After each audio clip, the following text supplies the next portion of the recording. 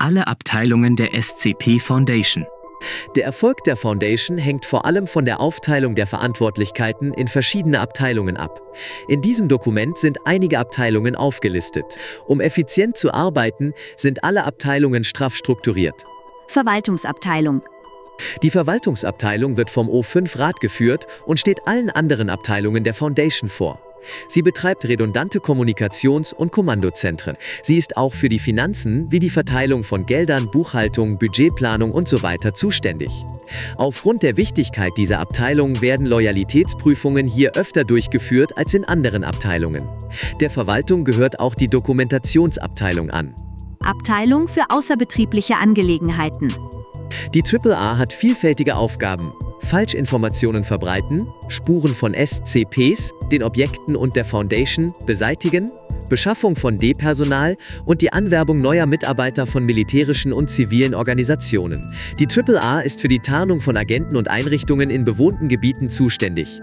Die AAA überprüft und selektiert alle potenziellen Mitarbeiter und ist für die Aufrechterhaltung eines hohen Qualitätsstandards verantwortlich. Man könnte sie auch unter anderem als Personalabteilung betrachten. Ethikkomitee. Das Ethikkomitee ist eine kleine, unabhängige Abteilung und dafür zuständig, Eindämmungs- und Isolationsmaßnahmen zu begutachten und Experimente auf Verschwendung oder unangebrachte Verwendung von D-Personal und anderen Ressourcen zu überprüfen. Manche halten das Ethikkomitee für einen Witz, es spielt in der Foundation aber eine große Rolle und ist durchaus einflussreich. Geheimdienst. Der Geheimdienst der Foundation ist dafür zuständig, freie SCP-Objekte zu suchen, zu verfolgen und zu sichern, sowie geheimdienstliche Informationen über feindliche Interessengruppen zu erlangen. In jedem größeren bewohnten Gebiet gibt es verdeckte Aufklärungszellen, die als zivile Objekte und Institutionen getarnt sind. Die Mitarbeiter des Geheimdienstes werden üblicherweise aus Verteidigungs- und Strafverfolgungsbehörden sowie Spezialeinheiten aus aller Welt rekrutiert. Wissenschaftliche Abteilung.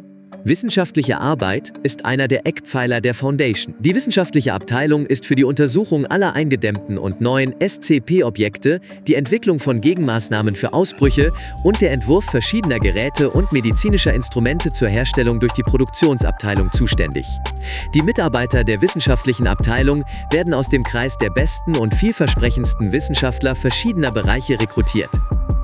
Medizinische Abteilung. Die medizinische Abteilung ist für die Gesundheit der Mitarbeiter der Foundation zuständig.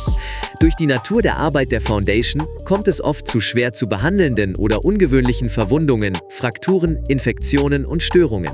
Daher hat die medizinische Abteilung außerordentlich hohe Personalstandards. Manche Mediziner der Foundation sind auf sekundäre Bereiche spezialisiert, wie mimetische Beeinflussung, psychische Traumata und dergleichen. Entwicklungs- und technische Abteilung. Die E&TA ist für die Instandhaltung und tägliche Wartung aller Einrichtungen und Ausrüstung der Foundation zuständig. Sie entwickelt und baut außerdem neue Einrichtungen, Kommunikationsmittel und Reparatur- und Wartungsinstrumente. Die E&TA ist in mehrere Freigabestufe-basierte Unterabteilungen aufgeteilt. Mitarbeiter mit höherer Freigabe entwickeln und bauen Eindämmungsräume für Kiter-Objekte und arbeiten an strategisch wichtigen Einrichtungen.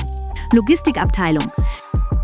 Die Logistikabteilung transferiert natürliche, finanzielle und menschliche Ressourcen zwischen den Einrichtungen der Foundation. Dabei kommen der Transport per Kraftfahrzeug, über Wasser, Schiene, Luft, Weltraum und andere Wege zum Einsatz.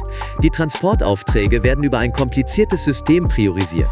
SCP, Objekte und Ressourcen zur Eindämmung, bekommen üblicherweise die höchste Priorität. Die Beseitigung von Hindernissen beim Transport ist ebenfalls eine der wichtigsten Aufgaben der Logistikabteilung. Produktionsabteilung. Die Produktionsabteilung ist dafür zuständig, den Materialbedarf der Foundation zu erfüllen. Sie verfügt über diverse Standorte und Areale, die nur zur Produktion einer großen Bandbreite an Sonderanfertigungen sowie in Masse produzierten Objekten. Die Entwicklung und Produktion findet aus Sicherheitsgründen oftmals im gleichen Standort statt. Aus den gleichen Gründen verlassen weder Produktionspersonal noch die Zeichnungen und Herstellungsunterlagen den Standort. Die Produktionsstandorte sind üblicherweise mit modernsten Maschinen ausgestattet und schwer bewacht. Mobile Task Forces. Die Arbeit der Foundation erfordert viele hochspezialisierte Fachleute, üblicherweise aufgrund von Anomalien, deren Eindämmung sehr aufwendig ist oder außergewöhnliche Maßnahmen erfordert. Zu diesem Zweck werden MTFs aufgestellt. MTFs sind Gruppen verschiedener Größe, die auf spezielle Aufgaben oder bestimmte Situationen spezialisiert sind. Die Kennung der MTFs besteht meist aus einem griechischen Buchstaben und einer Nummer, wobei einige Ableger der Foundation von diesem Schema abweichen. Sicherheitsabteilung. Die Sicherheitsabteilung ist für Schutz und Sicherheit aller Einrichtungen und Objekte der Foundation zuständig. Ihre Mitarbeiter sind auf die Abwehr von Eindämmungsbrüchen, Eindringlinge, Sabotage, Naturkatastrophen und andere Notfälle ausgebildet.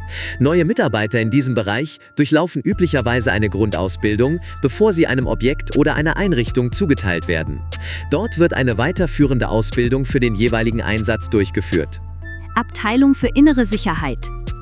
Die Abteilung für innere Sicherheit ist eine verdeckt operierende Foundation in der Foundation. Sie ist ein Geheimdienst im Inneren und für die Suche nach Verrätern sowie operativen und informativen Sicherheitsrisiken innerhalb des Personals der Foundation zuständig.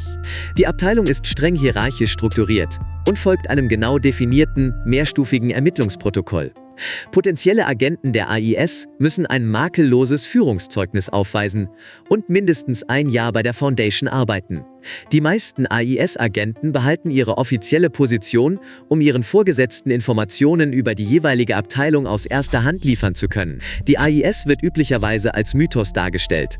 Die offizielle Aufgabe der AIS ist die Verfolgung und Verhör gefasster Agenten anderer Interessengruppen, obwohl dieser Teil des AIS aus Gründen der Geheimhaltung offiziell zur Sicherheitsabteilung gehört.